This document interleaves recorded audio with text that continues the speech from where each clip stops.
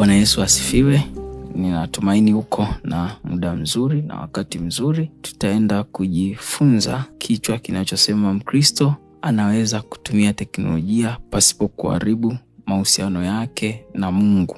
Limekaa kwa namna ya swali kwamba ni namna gani ambavyo Mkristo anaweza kutumia teknolojia pasipo kuharibu mahusiano yake na Mungu. Tukienda kwenye neno la Mungu, hasa katika kitabu cha Daniel sura ya 12 mstari wa 4, neno la Mungu linatuambia ya kwamba, lakini wewe Daniel, yafunge maneno haya, ukatie muhuri katika kitabu hata wakati wa mwisho. Wengi watakwenda mbio huko na huko, maarifa yataongezeka.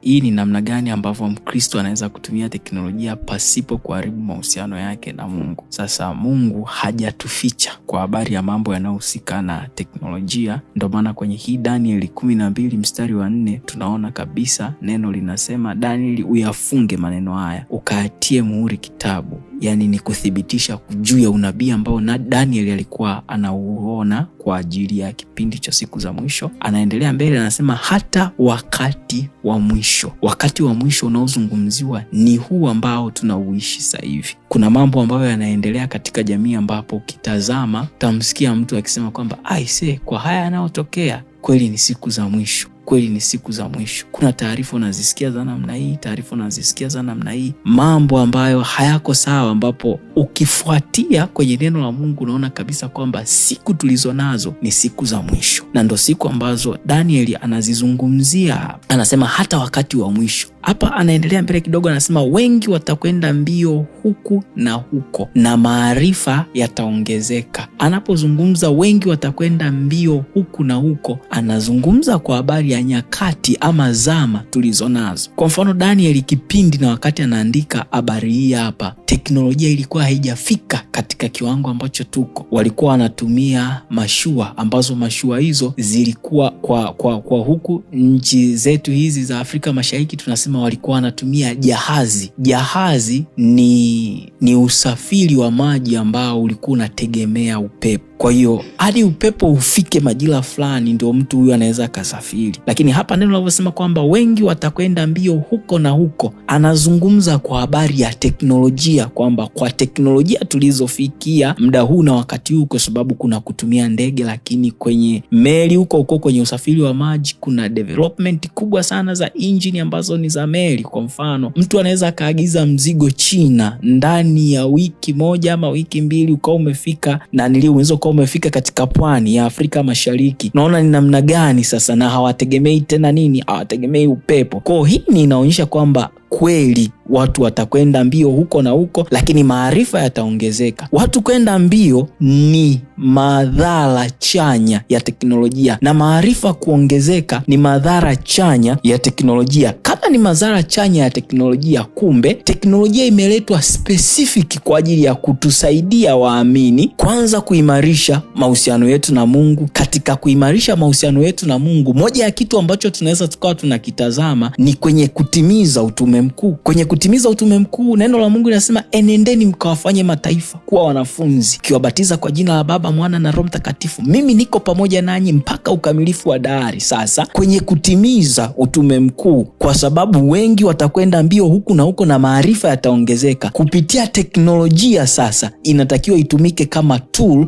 ya kutusaidia sisi kuihubiri injili ya Mungu kwa namna ambayo inatakiwa iwafikie watu wengi. Kwa mfano, naweza nikatoka hapa nilipo katika mji ambao nipo ama katika taifa ambalo nipo, nikaenda kwenye taifa jingine kwa muda mfupi, kwa muda mchache. Probably naweza nikatoka hapa Tanzania nikaenda Nigeria, let's say labda kuhubiri injili, ama Nigeria katoka Nigeria akaja Tanzania kuhubiri injili. Lakini kinachomsaidia kufanya kitu hiki hapa ni kwa sababu ya teknolojia. Ni kwa sababu ya nini? Ya teknolojia na maarifa kuongezeka. Kwa hiyo sasa huu ndo wakati wa mwisho na maarifa yanaongezeka kwa njia ya teknolojia. Sasa inatakiwa itumike hii teknolojia kunisaidia mimi, kusaidie wewe muamini kuifikisha injili mbali. Sio tu kuifikisha injili mbali, lakini isitumike kukurudisha wewe nyuma. Kwa hiyo unapokuwa ukitumia mitandao let's say ya kijamii, ama unavotumia website,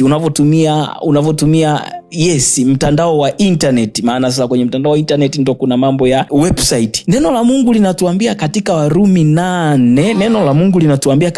8:14 ya kwamba kwa kuwa wote wanaoongozwa na Roho wa Mungu hao ndio wana wa Mungu. Kwa hiyo unapokuwa ukitumia hii mitandao ya kijamii unapaswa kuongozwa na nani? Na Roho wa Mungu. Na mwingine unaingia kwenye internet, unaingia kwenye mitandao ya kijamii, omba Mungu akusaidie kwa namna ambavyo unaendelea, kwa namna ambavyo unavifanya, uvifanye kwa kuongozwa na Roho wa Mungu, kwa sababu ukiongozwa na Roho wa Mungu utaitumia hii mitandao, utaitumia hii internet, mtandao wa internet kwa namna ya kukusaidia wewe na sio namna ya kukupoteza wewe. Mungu akubariki. Nihitimishe kwa kufanya sala kwa muda mfupi kwa ajili yako. Tuombe. Mungu, tunasema asante kwa wema na fadhili zako, tunakubariki, tunakutukuza. Wewe ni Mungu, zaidi yako hakuna Mungu mwingine kama wewe. Asante kwa neema hii ambayo umetupa kuwa na teknolojia, na umeikusudia kabisa teknolojia kwa ajili ya kuwafikia watu wengi, na tunawafikia watu wengi kutokana na kwamba maarifa yameongezeka. Kupitia hayo maarifa tusaidie, Mfalme wa amani, maarifa yao yatusaidie kuimarisha uhusiano wetu sisi Mungu na wewe. Zaidi ya yote kupitia internet, Mfalme wa amani, tuzidi kuwa karibu na wewe kwa kujifunza mambo yanayotusaidia sisi kukujua wewe Mungu wetu. Kwa jina la Baba, Mwana na Roho Mtakatifu ninaomba na kushukuru. Amen.